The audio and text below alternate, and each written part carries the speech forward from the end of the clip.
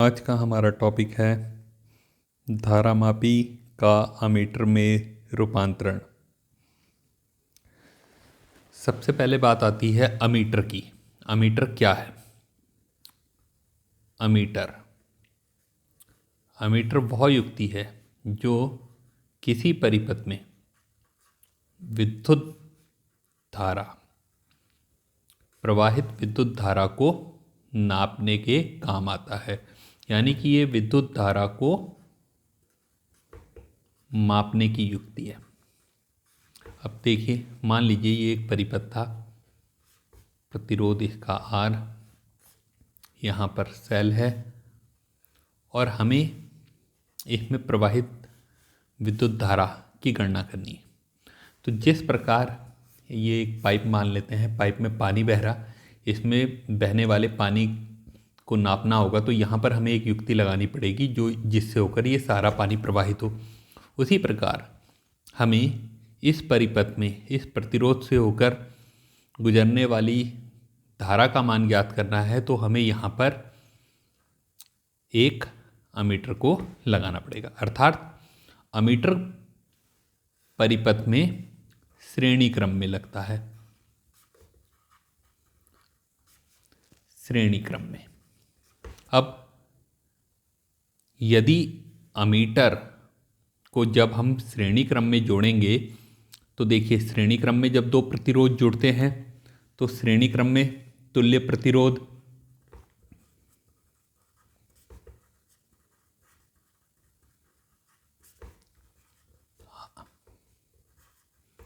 R plus मान लीजिए RA, इसको हम R1 मान लेते हैं, तो R1 प्लस RA, अर्थात अमीटर के प्रतिरोध के कारण प्रतिरोध में वृद्धि होगी, जिससे बहने वाली धारा के मान में कमी आएगी। इसलिए एक आदर्श अमीटर का प्रतिरोध शून्य होना चाहिए। जो आदर्श अमीटर होता है उसका प्रतिरोध हमारा शून्य होता है, परंतु व्यवहार में यह संभव नहीं है। व्यवहार में यह संभव नहीं है, इसलिए अमीटर का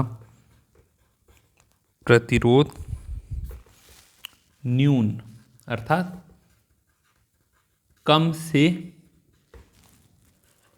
कम रखा जाता है। तो अब हमारे को यह पता लग गया है कि धारामापी को यदि अमीटर में बदलना है तो इसके प्रतिरोध को हमें न्यून करना पड़ेगा। अब प्रतिरोध को न्यून करने के लिए हमारे पास जो तरीका है वह है दो प्रतिरोधों का समांतर क्रम में संयोजन। जब भी दो प्रतिरोध समांतर क्रम में होते हैं, मान लीजिए R1 और R2 समांतर क्रम में है, जो तुल्य प्रतिरोध होगा 1/R बराबर 1/R1 प्लस 1/R2। यहाँ पर ये जो R का मान है यह R1 और R2 से छोटा होगा, R1 से भी छोटा होगा और R2 से भी।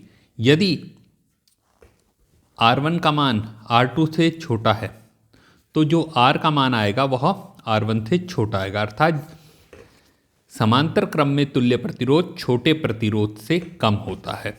तो इस बात का भी हम यहाँ ध्यान रखेंगे।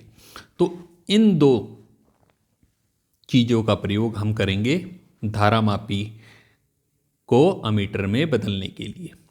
इसके लिए हम क्या करेंगे? प्रतिरोध को न्यून करेंगे। अब न्यून किस तरीके से करेंगे? अभी आपको बताया है कि समांतर क्रम में जो तुल्य प्रतिरोध होता है वह छोटे प्रतिरोध से कम होता है। तो इसके लिए हम इस प्रकार धारामापी में परिवर्तन करेंगे कि उसका प्रतिरोध न्यून हो जाए। तो मान लीजिए हमारे पास यह एक धारामापी है जिसका प्रतिरोध G है। अब इसके प्रतिरोध को हमें न्यून करना है, तो इसके हम समांतर क्रम में एक प्रतिरोध जोड़ते हैं जिसे हम संट कहते हैं। संट माने लो वैल्यू रेसिस्टेंस। हमें इसको 0 से I धारा नापने के लिए बनाना है। तो परिपथ में जो कुल धारा आएगी वह I आएगी। इसमें से मान लेते हैं धारामापी में पूर्ण विक्षेप के लिए जो आवश्यक धारा है वह Ig प्रवाहित हो रही है। तो I में से Ig धारा तो धारामापी में चली गई, शेष धारा बची I माइनस Ig किरचॉफ के पहले नियम से। बस अब हमें इसी चीज़ का प्रयोग करना है। अब देखिए यहाँ पर ये दो बिंदु हैं, ये श्रेणी क्रम में, ये दो बिंदु हैं। यहाँ पर धारामापी और संट समांतर क्रम में है। समांतर क्रम में विभव बराबर होता है, V बराबर IR। उस सूत्र का हम यहाँ प्रयोग करेंगे जिससे हमारा आवश्यक डेरिवेशन हो जाएगा। मान लीजिए हमें धारामापी को 0 से I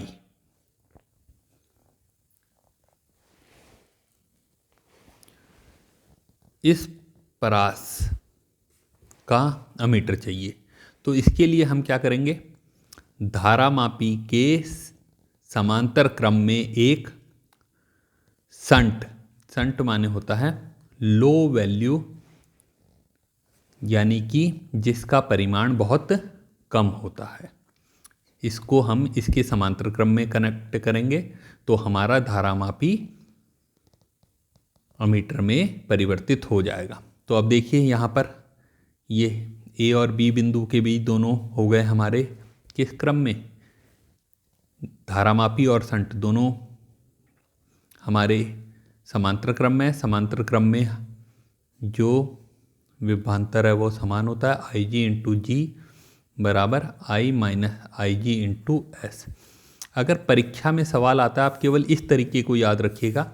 इस तरीके से आप कोई भी न्यूमेरिकल कर सकते हैं, उससे आगे आपको करने की ज़रूरत नहीं होती।